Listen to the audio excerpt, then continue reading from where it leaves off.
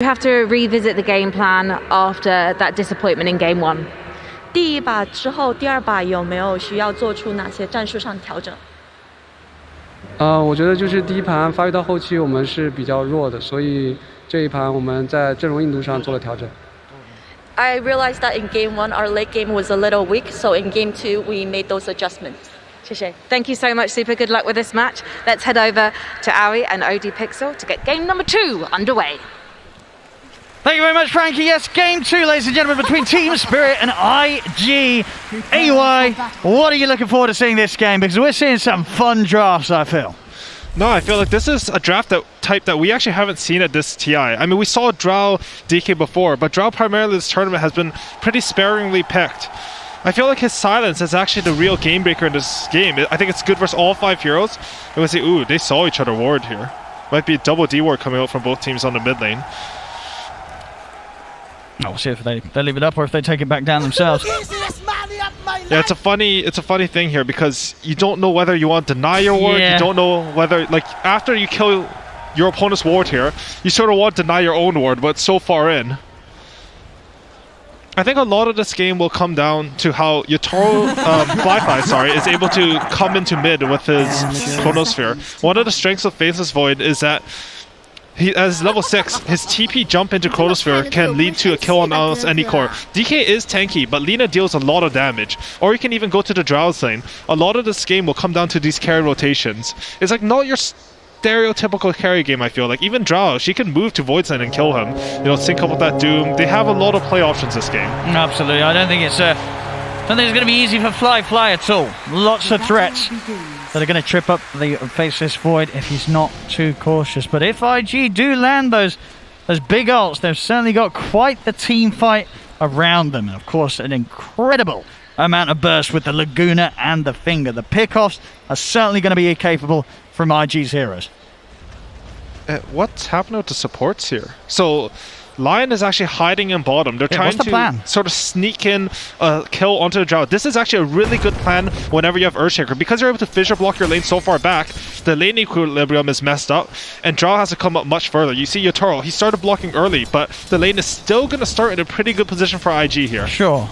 But with it, do you think if you're Spirit now, are you aware that Ollie's missing? You're like, this Lion is probably down here. I think they are because they got the better block. You can see Yatoro, he's staying back. Yeah. I mean, honestly, Yatoro's play this tournament has just been so amazing. He's a top-ranked carry right now, I believe, but they still got him. And they have trapped him in with a fishy. Yatoro, he's trying to run, but they have found him. No escape. I really like this coming off from IG. I feel like in game 1, they sort of lacked this creativity to go for kills. I mean, that game, they had the Diffusal Blade, they had the Aegis, but they didn't find a way to push the tempo. This game, I think they want to set a faster pace. They want to scale into late game with this Lina, with this Faceless Void. But I want to see them do it right, you know, set up these kills and play the IG Dota that we saw them dominate the group stage with. Absolutely. We know that they have so much more in them than they showed in the first game of the series. Mira with 3 creep denies in the top lane, 2 of them on range creeps. He's just, I mean, these CS matter. When you have these supports at this level, how they CS is actually really important. Sort of overall, now that Ollie has returned to the top, I mean, how is this sort of laning stage for the Drow? Now it's just 2 heroes you're dealing with, the Weaver and the Shaker. How much can they mess with your farm here? Who has the easier time? Well, they're going on to the Disruptor here, and I think this is kill onto Mahoshka. I think it certainly is with the bugs on him. I mean, well, there we have it, showing us that kills are rather easy for these two to achieve, especially on the posture if he's a little out of position and a good fisher finds him. Yeah, and Kaka, he's already dropped the sentry in lane. He has another sentry in his inventory. He really wants to fight for his vision control. This lane, a lot of it comes down to the lane equilibrium. IG, the reason why Kaka bought so many sentries, not only for the Sakuchi, but he secured this hard camp. Whenever you pull this hard camp, it doesn't matter if they pull back, you will normally get the lane equilibrium. And we can see, as soon as you have that equilibrium, Drow, she's sort of like a pathetic carry hero, you know? Like, she's very weak in the early stages. Yeah. You can go on her, and with a Vision and Bugs, she's a pretty easy kill. We're certainly seeing the slow start. Just 4 CS right now in Yatoro in the safe lane. It's not having an easy time. Honestly, both cores at bottom lane, like Earthshaker only has 6 CS as well. He does have that kill though, so that's making up for that. Yeah, meanwhile, on the other half of the map, both cores farming just fine. Fly. is doing absolutely okay in the CS, and Collapse also. Yeah, I think both cores on the top lane will pretty much just farm. There's not that much kill threat here, which I think generally Doom is pretty happy with. See bottom lane. Miposhka is able to just get the bug off him in time, so Kaka won't be able to go any further onto him. He's trying to do his best here. Miposhka to draw attention away from the drought. Give Yatoro space to hit the creeps, but it's still proving to be very difficult in that bottom lane to secure a safe space for this drought in the laning stage. And this is all because of that level 1 play from Lion, I feel. It's always interesting in Dota, like just these one small adjustments you can make from the draft. I think if they just lane head-to-head, Drow, Disruptor, they're going to hit the Earthshaker a lot. He's not going to have that good a lane. One gank, and all of a sudden, he's having a really good lane, and Yatoro's being pressured. Money to burn. Kaka still doing his best to trade with Miposhka. See how the regen's going between these two. We've got Mango and a Salve on Kaka still to play with. Still 3 Mangoes on Miposhka, so Miposhka very much ready to keep the spam going. Is close to level 3 as well, and then the trading will be a little more effective for the Disruptor in the lane. I do like what Emo is doing here. He actually snuck the enemy's Bantrin and then brought an early ward to place into the enemy's triangle. He understands that because of how bottom lane is going, Drow is most likely going to have to retreat to his triangle. This ward gives him a gank option on him later. Even CS mid. It's been a close one. Of course, we'll see if there's going to be opportunity to push in onto that tier 1 mid once the dragon forms up. Another bottom lane. block. That's a very nice block here. Yatoro, he's trying to get away from the turn, but him with the enchant tournament, he's back underneath the tower. He'll turn, but he will not survive here. Kaka and JT getting away with it again. Miposhka trying to find one of the two of them. In fact, JT, he's actually going to step back in range of the Thunderstrike, so JT does go down. I mean, Miposhka, can he get Kaka as well? He can't. Kaka, salve the ready, into the trees, he'll live. There's something to be found there for Spirit, but of course still, the struggle is real for Yatoro. Yeah, good trade out from Miposhka there at the end, but I mean, Yatoro, he has 12 CS right now. That's the same as Earthshaker's denies. Whenever this situation happens in Dota, I think it's important in your communication that you basically tell your team, like, I'm having a bad game, I need some time to catch up, and we're actually going to have to see, like, Collapse on the Doom and Toronto Tokyo and the DK join up in order to make some sort of space. You do have that DK form a mid and a wagon, so I'd like to see Team Spirit try to do something with this timing, at least maybe force some pressure away from Yatoro so he has a little bit of space in the game. Yeah, we're getting some early poke damage here from Toronto Tokyo. Dragon form is hit. Getting this lane shoved right in. Emo pretty low on the regen, just one tango to bite through. A few seconds and the rune will be up. He's going to hope for it down bottom, and he's not going to get lucky. DD rune at the top. Toronto Tokyo is going to be able to get that for himself. Radiant structures are fortified. This pressure will continue mid. Top lane Fly. A little bit low. Still the farm very solid for him. He's having a fine time top. Mid lane, they've got the setup with the stun. Light strike to follow, into the Hex. Have they got enough right click to take him down? They do, only just, but they're able to do it. And Mirror, his spells were on cooldown. He had previously used them on the kill attempt on Fly, so he TVs in mid, but he's not able to save his Dragon Knight, and just a completely different IG than we saw in Game 1. I think they were upset that they were a bit passive in the early game, and they're really showing the team they are now. Top lane Fly nearly getting taken out there by Collapse with that Alpha Wolf crit. He's got to be careful there, that's a hard-hitting Doom. Oh, I like this from Emo. He's rotating to bottom. One of the principles of Dota is that your team, you can give to your core heroes, but after you've given to them, they have to give back. And he's recognized that. He's rotating to his bottom lane. His boots still come on the courier, and they're going to collapse on Yatoro. He's having a bad game already. He is. This is a tough start for Yatoro, and he's about to feel even further pain here. The fish is out. Blocking Yatoro from a safe route back towards his tower. He's going to try and go for the TPR. Anything to stop it. There is a great usage of the Gust to stop any further stuns coming into play. Miposhka will of course fall, but IG, they'll get the time to push on to this tier 1 tower.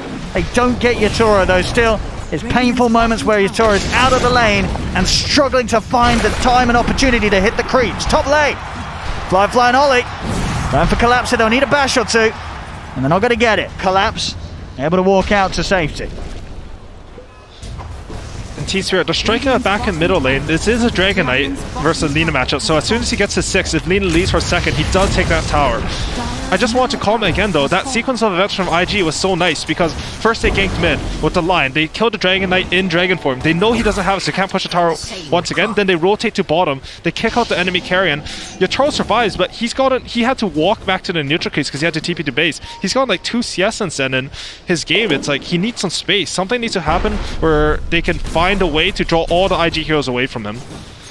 I think it's going to come soon though. Collapse, he's getting close to level 6 with some big ultimates in the top lane. He's going to drop the Doom down. And I mean, he's getting this kill for sure. There is no question about it.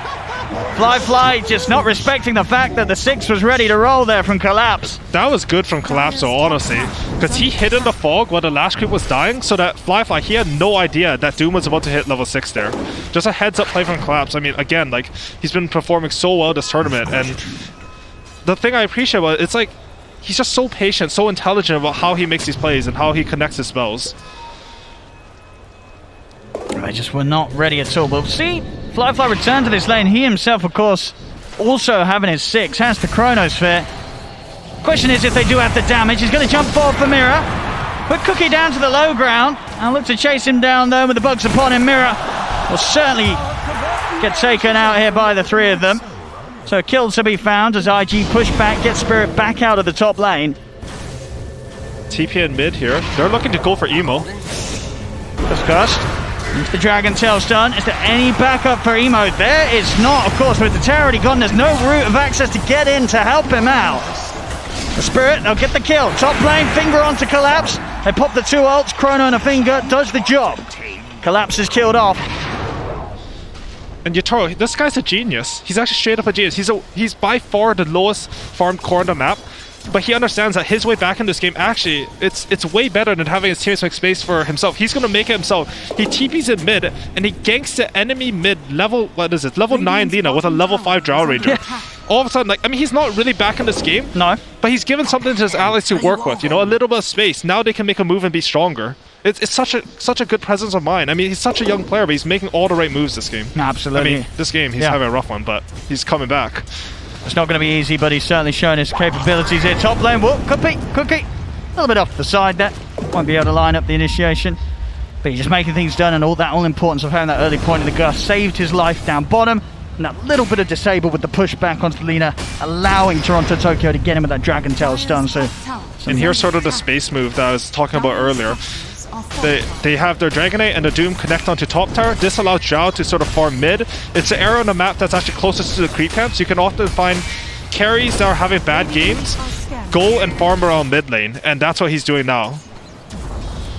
JT actually almost has his Blink Dagger. I'd like to see them connect with the Lion with a smoke, who already has his inventory. He's also quite close to a Blink on Oli. I mean, this man's a 5 Lion, and he's more farmed than Kako was last game. Yeah, I mean, he has been the one to pick up, 3 of the kills, 3-0-1. Yeah, that gold certainly rolling in for Oli. So that double jump, it's going to be pretty terrifying because they've got rather beefy heroes on 2 of their cores, Toronto Tokyo and Collapse. A little more difficult to burst, but there is a lot of burst from JT. IG. He gets his Blink Dagger on Courier, he instantly TBs mid so it's closer, and they instantly smoke up here. They want to get a high value core here. Yeah. They're going to start charging straight towards Toronto Tokyo, but already out of the lane and not pushing any further. IG, they're not going to catch anybody up here. Honestly, I don't even know if they had damage for him with the finger on cooldown, but I think the mentality that IG is approaching this game with is much better. Like, you get the timings, you go smoke and try to use it right away. Last game, you know, they waited a bit with that Aegis Diffusal Blade. This game, they want to take these power spikes and use them well.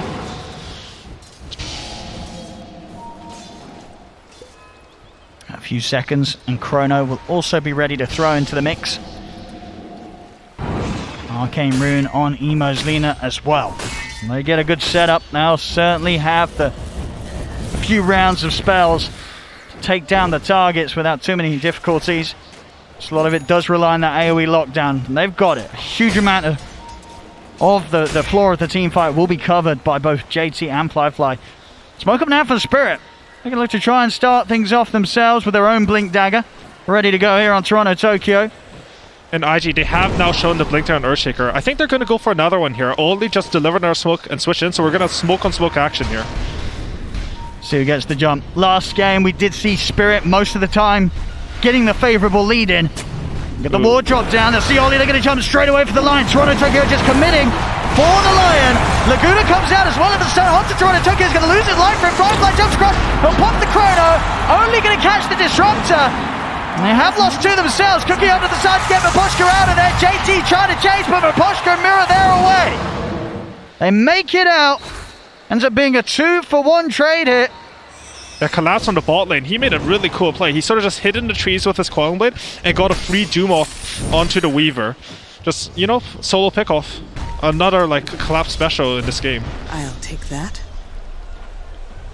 Now, both teams going through a few of the ults there. Collapse has got eyes on JT. Does also have the backup on Maposhka. And Static Storm is up. If they can get the setup, they may have the damage between the two of them. But JT's playing it safe. Into the trees and out he goes. Straight back over towards the mid to join the rest of his team.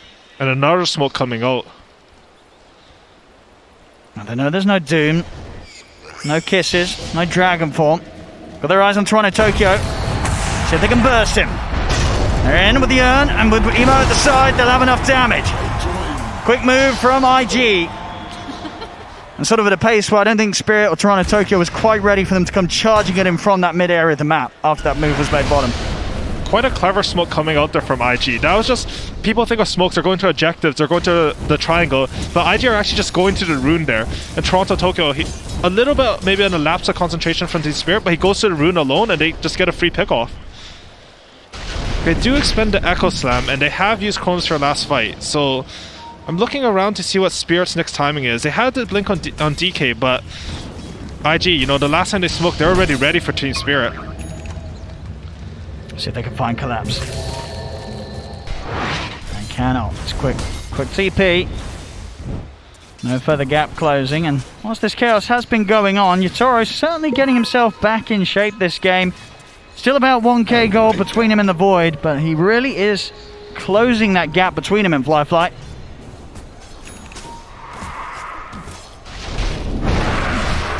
Another Blink Dagger thrown into the mix.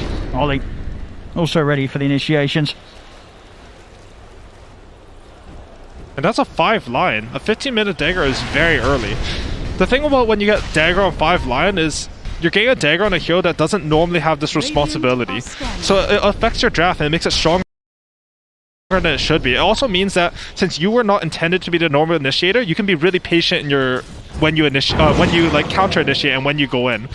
I think this game, like, they can start with stuff like the Earthshaker going in or the Lion going in, and then they have follow up with the Chronosphere, or maybe even he doesn't have to go in right away. They just have all the options for how they want to teamfight on IG right now.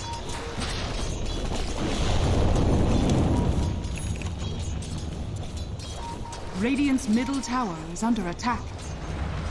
I mean, in this game, how sort of accessible does the Roche look for both teams? I mean, I think they both have to win a fight in order to get the Roshan. Yeah. And they are really fighting over this control middle.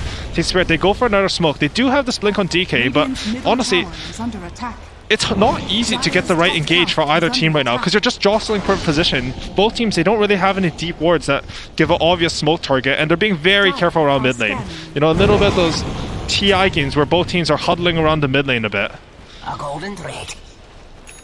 Yeah, full smoke coming to an end. Team Spirit, no action to be found. I think Team Spirit, they don't mind taking a fight where they can get the right initiation, but they do actually really want to wait for the BKBs to come out. It is a little bit far on both Doom. I mean, Doom actually has this in 400. It's a little bit far on DK, but as soon as they have that, then they'll be able to go and provide vision so that their triple backline will be able to deal a lot of damage. Smoke time from IG. Up to the triangle, they head. Yatoro, he's cleaning up quite a nice stack here. Can they catch him out in time? Ollie, he's looking for him. He's been able to catch him with a Hex, the Fisher. They blow up the Drow, take away some of the creeps as well. Now with the Drow kill alone, pinks are being made onto the Roshan. Now going as the pit, can Spirit do anything about this 4v5, or do they have to let it go?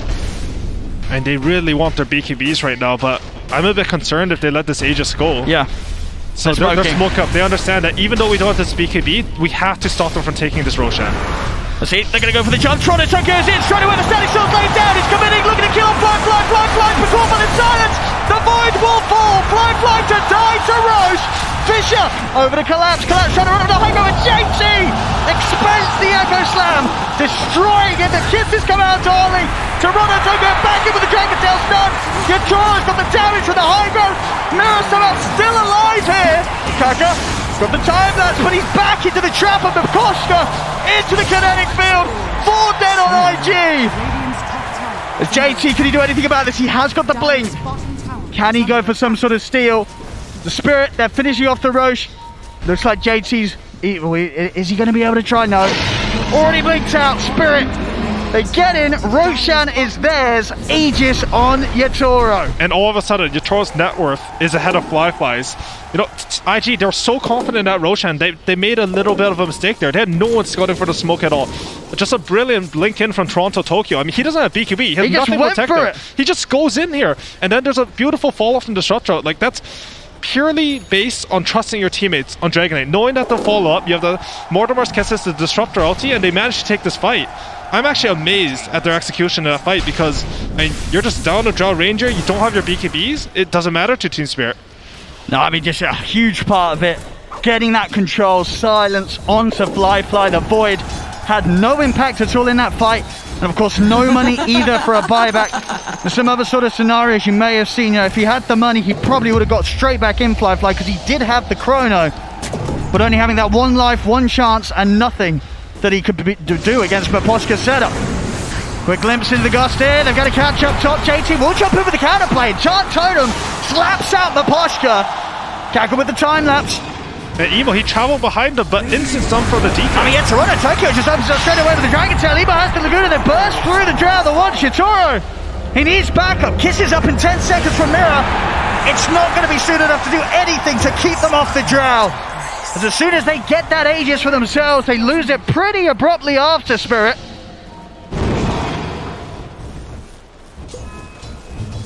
And IG, they're striking back, you know, a little bit of an overextension from Team Spirit.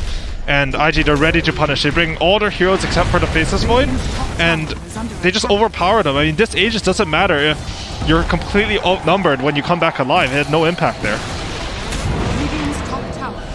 I think for Team Spirit, they're like trying to figure out a way, because that Aegis was supposed to be a farming Aegis, you know? You're just supposed to get your DK to that BKB. Doom already has his. Maybe get your Toro to that item, which allows him to just sit in the back lines and blink away at the enemy heroes. But IG, they recognized that, and they were just faster on the play. Regeneration. And they still have Chronosphere, actually, so it's not like they don't have aggressive options Absolutely. on IG, and they're even going for a smoke right away here. Yeah. Everything online for IG. All else good to go. See who gets caught out here at the front of it. Team Spirit, they've got to play careful. They're going to know that for sure IG's trying to make this sort of play with all their cooldowns done for. Dire's bottom tower is under attack. I think right now, both teams are in a little bit of a lull. We're both waiting for some really crucial BKBs. DK has this flying out, so I think Team Spirit will use this to go. But IG, they would really prefer to get this BKB up on Faceless Void. That's fine. I mean, he just died to a Static Storm in a DK form, so... Yep. But they're smoking back into their own jungle here. Kaka. Sentry down. It's out of the range here. Oh, they will still be able to get the glimpse. Yep, it reaches. Able to bring him back. They get Kaka.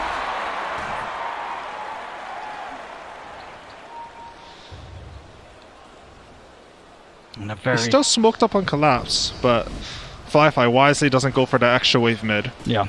He's going to know. With that kill, Spirit would have been very quick to try and turn it into something extra.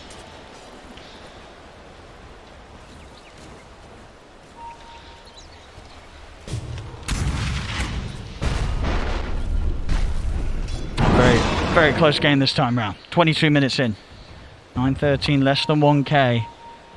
IG just already looking so much better than they did in game one. This time, many more ways that they can play this out against Spirit. This is what you expect to see from the squad, and this is what we are seeing here. A very even standoff between the two. He's under attack. And JT, he's actually finished off his own BKB, so they're going for the triple golden strat. I think a lot of the time when you're having this downtime in Dota, what the teams are doing is they're trying to figure out what their conditions to win the fight.